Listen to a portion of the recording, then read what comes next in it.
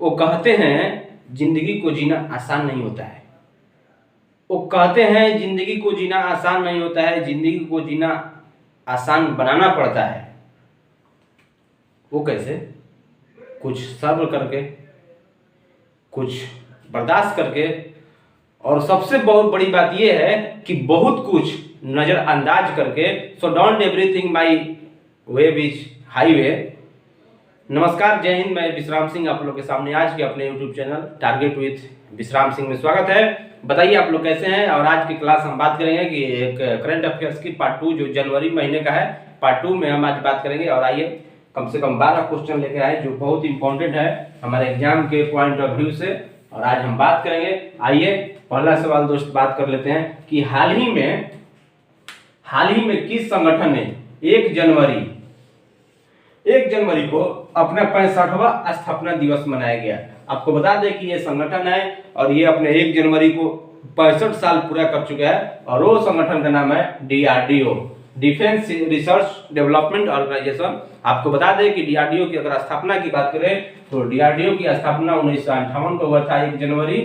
और आपको बता दें कि ये DRDO के जो हेडक्वार्टर है ये दिल्ली में पड़ता है, और इनके अध्यक्ष एवं सचिव की बात करें तो ये समीर कामत जी DRDO के सचिव और अध्यक्ष के पद पर हैं समीर कामत। और आपको बता दें कि ये पूरे भारत में DRDO के 52 लैब हैं जो रिसर्च के रूप में काम किया जाता है DRDO में। और हाल ही में अभी DRDO द्वारा ही CRPF में एक बाइक एम्बुलेंस दिया गया है। उस बाइक एम्बुलेंस का जो नाम था ना दोस्त, वो रक्षिता। याद रखिए, एग्जाम में पूछा जा सकता है कि रक्षिता क्या है। तो रक्षिता एक CRPF के लिए बनाया गया DRDO के थ्रू बाइक एम्बुलेंस है जो रक्षिता नाम से मशहूर है, और DRDO ने CRPF को सौंपा है। तो ये सवाल इसलिए लाया गया था 1 जनवरी 1958 को DRDO की स्थापना हुआ था। दूसरा सवाल दोस्त बात कर रहे थे कि किस संस्था ने भारत इंटरफेस फॉर मनी जिसको भीम ऐप बोला जाता है विकसित किया है। तो NPCI द्वारा ये भीम ऐप को विकसित किया है। और भीम ऐप आपको बता दें कि ये पेमेंट को ट्रांसफर एंड क्रेडिट करने के लिए इनको उपयोग किया जाता है भीम ऐप को, जिसका स्थापना की अगर बात करें भारत में तो 30 दिसंबर 2016 से ये काम कर रहा है। और NPCI क्या है तो national payment corporation of India, इसके थ्रू भीम ऐप को लाया गया था जिसके थ्रू आप पेमेंट कर सकते हैं। और आपको बता दें कि NPCI है तो NPCI का जो स्थापना है इसका स्थापना 2008 में हुआ था। और हेडक्वार्टर की अगर बात करें दोस्त तो हेडक्वार्टर मुंबई में है। NPCI का हेडक्वार्टर मुंबई में पड़ता है, ये आप याद रखिएगा। तीसरा सवाल दोस्त बात करते हैं कि हाल ही में PM नरेंद्र मोदी जी द्वारा वंदे भारत एक्सप्रेस की शुरुआत न्यू जलपाईगुड़ी से किस राज्य में किया गया है। न्यू जलपाईगुड़ी से स्टार्ट किया गया है वंदे भारत एक्सप्रेस को, और किस राज्य में न्यू जलपाईगुड़ी, तो यह है पश्चिम बंगाल की अगर CM की बात करें तो ममता बनर्जी वहां का CM है, यह आपको याद रखना है। और ये हमारे प्रधानमंत्री नरेंद्र मोदी जी ने वीडियो कॉन्फ्रेंसिंग के माध्यम से इस वंदे भारत एक्सप्रेस का हरी झंडी दिखाया है। और आपको बता दें कि अगर पश्चिम बंगाल आया है तो पश्चिम बंगाल में एक दुर्गा पूजा मनाया जाता है, बड़ी धूमधाम से मनाया जाता है, और उस दुर्गा पूजा को यूनेस्को के मूर्त विरासत में शामिल किया गया है। और वहीं पर एक परियोजना चालू किया गया था ममता बनर्जी के द्वारा, दुआरे परियोजना। ये बहुत हाईलाइट हुआ था इस परियोजना को। और ये पश्चिम बंगाल कहाँ है? पश्चिम बंगाल की जो मुख्यमंत्री है वो ममता बनर्जी जी हैं, ये आप याद रखिएगा। चौथा सवाल बच रहा है 108वीं भारतीय विज्ञान कांग्रेस। ये बहुत महत्वपूर्ण होता है दोस्त, एग्जाम में यहाँ से पूछा जाता है 108वीं भारतीय विज्ञान कांग्रेस की आयोजन कहाँ किया जा रहा है। तो ये नागपुर किया जा रहा है, और ये आया है भारतीय विज्ञान कांग्रेस। तो आपको बता दें कि ये 3 जनवरी 2023 को वीडियो कॉन्फ्रेंस के माध्यम से प्रधानमंत्री नरेंद्र मोदी जी द्वारा विज्ञान कांग्रेस का शिलान्यास किया गया था। और इनका थीम हम आपको बता दें कि 2023 का थीम क्या है, तो महिला सशक्तिकरण के साथ सतत विकास के लिए विज्ञान और प्रौद्योगिकी, ये इनका थीम है 2023 का। और दोस्त बता दें कि भारतीय विज्ञान कांग्रेस संघ का जो स्थापना है, इनका मुख्य श्रेय ब्रिटिश वैज्ञानिक जो थे, 2 ब्रिटिश वैज्ञानिक, उनके थ्रू भारतीय विज्ञान कांग्रेस का 1914 में भारत में स्थापना किया गया था, जिसका हेडक्वार्टर कोलकाता में पड़ता है। और वो 2 व्यक्ति कौन है उसके बारे में हम बात करेंगे। तो 2 व्यक्ति J.L. सिमोनसेन, एक व्यक्ति ये है J.L. सिमोनसेन, ये ब्रिटिश वैज्ञानिक थे, और दूसरा प्रोफेसर P.S. मैकमोहन। ये दोनों लोग के सहयोग से भारत में विज्ञान कांग्रेस की स्थापना किया गया था और 1914 में, ये आप याद रखेगा। और अभी जो 108वीं भारतीय विज्ञान कांग्रेस का जो संस्करण है अभी नागपुर में आयोजन किया गया। और नागपुर को आपको बता दें कि संतरा की नगरी बोला जाता है, संतरा की नगरी बोला जाता है नागपुर को, ये आप याद रखिएगा। और नेक्स्ट सवाल दोस्त, 5 नंबर सवाल, हाल ही में चुनाव आयोग ने किस राज्य में मिशन 929 योजना शुरू किया था? हाल ही में चुनाव आयोग ने किस राज्य में मिशन 929 शुरू किया गया? यह है त्रिपुरा। त्रिपुरा में मिशन 929 शुरू किया। आपको बता दें कि अभी हाल ही में विधानसभा चुनाव होने वाले हैं और विधानसभा चुनाव में 929 बूथ बनाए गए हैं और इनका एक ही मोटो है कि ज्यादा से ज्यादातर वोटर को शामिल करना और ज्यादा से ज्यादातर अपने वोट देना, और उसके लिए मिशन 929। और आपको बता दें कि अभी लक्ष्य है कम से कम 92% तक वोट बढ़ाने का लक्ष्य विधानसभा चुनाव में इस साल का रखा गया है इलेक्शन कमीशन द्वारा। और आपको बता दें कि 2008 में 89 पॉइंट समथिंग वोट प्राप्त हुआ था त्रिपुरा में विधानसभा में। और आपको बता दें कि अभी सीएम कौन है वहाँ का, तो मणिक शाह सीएम है। और त्रिपुरा की राजधानी की बात करें तो त्रिपुरा की राजधानी अगरतला।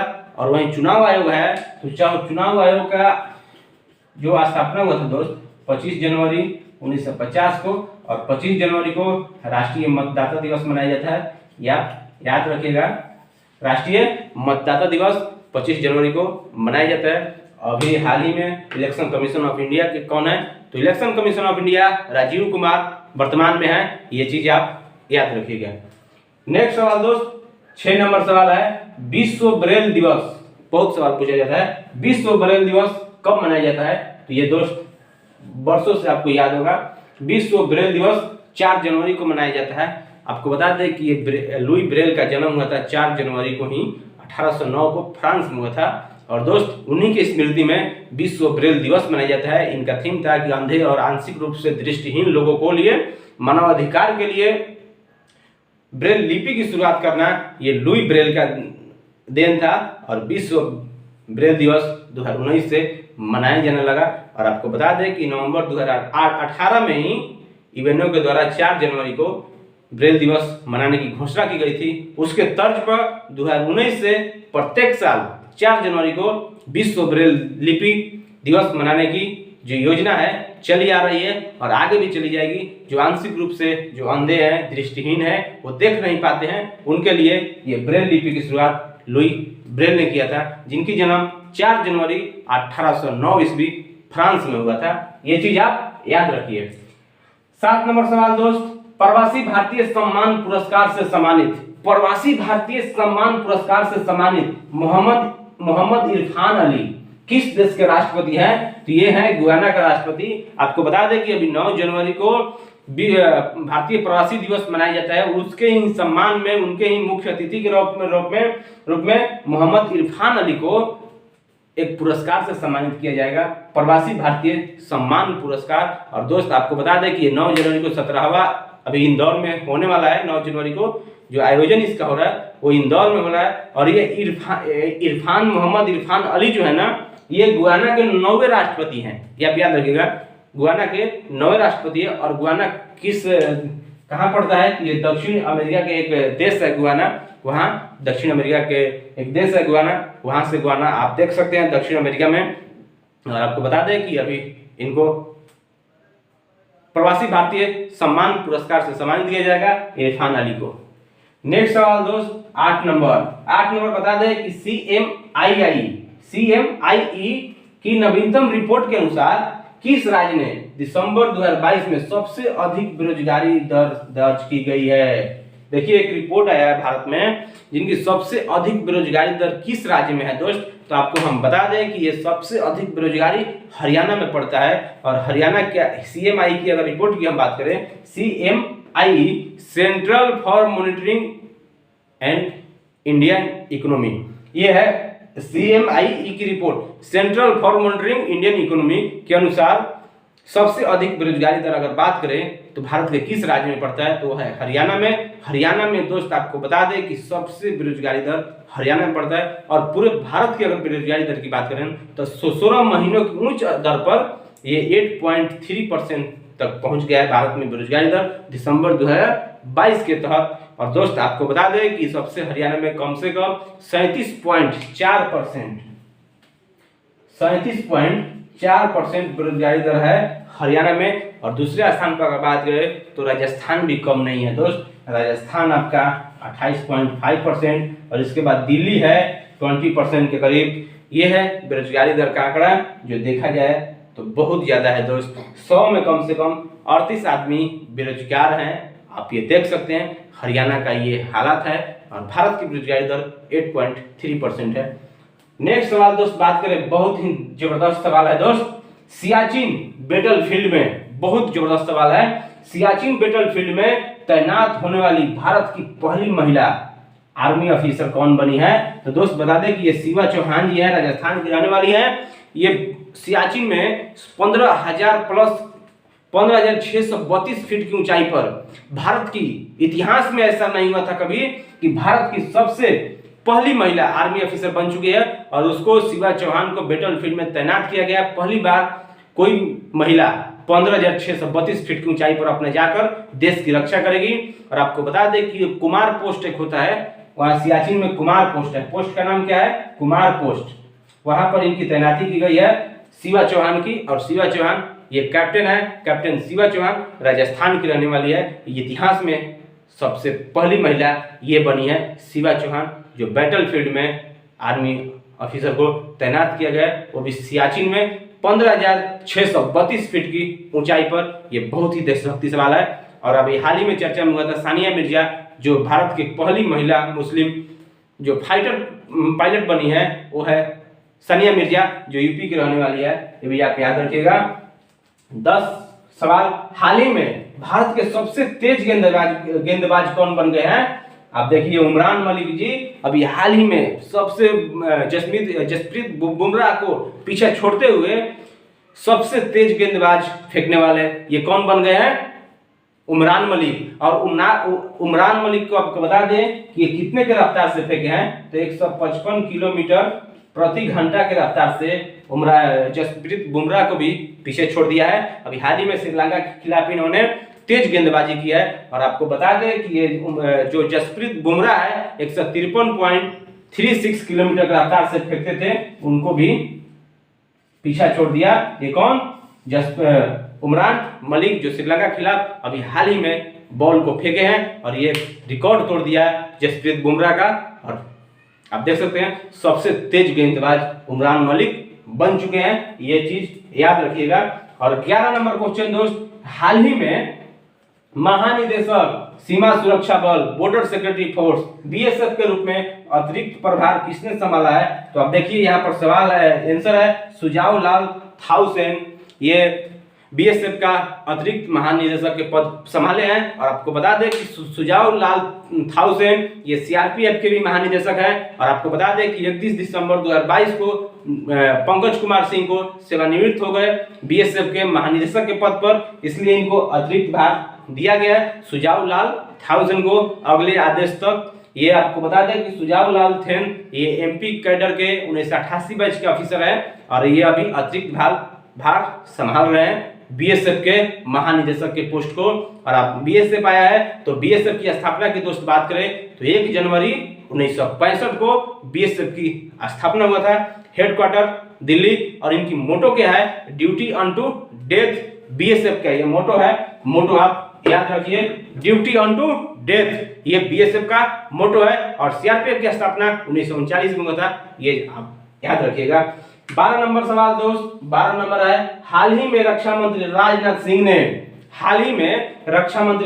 सिंह ने किस राज्य और केंद्र शासित प्रदेश में सियोम पुल का उद्घाटन किया है? सियोम पुल वो है अरुणाचल प्रदेश। अरुणाचल प्रदेश में हमारे डिफेंस मिनिस्टर राजनाथ सिंह ने सियोम पुल का उद्घाटन किया है। और अरुणाचल प्रदेश आपको बता दें कि अरुणाचल प्रदेश में अभी हाल ही में तवांग जिला में जो भारतीय सेना और चाइना सेना के बीच में जो झड़प हुई थी वही है अरुणाचल प्रदेश तवांग जो सेक्टर था वहां पर।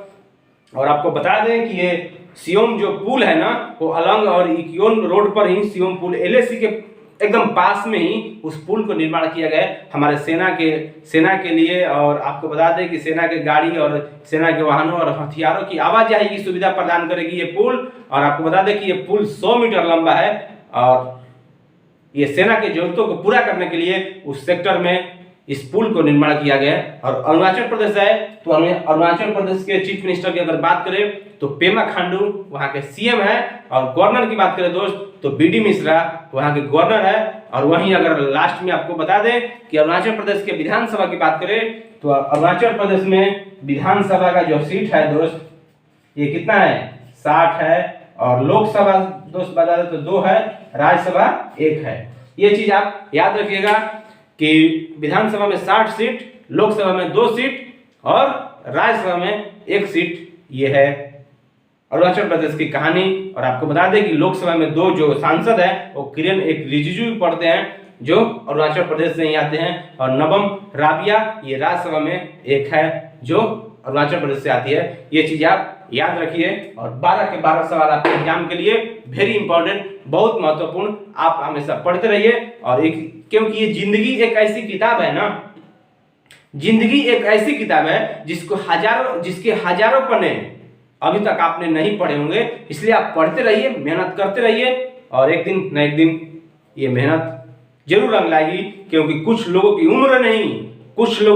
उम्र नहीं जिम्मेदारियां जो है ना वो समझदार बना देती है। इसलिए पढ़िए। नमस्कार, जय हिंद, जय भारत।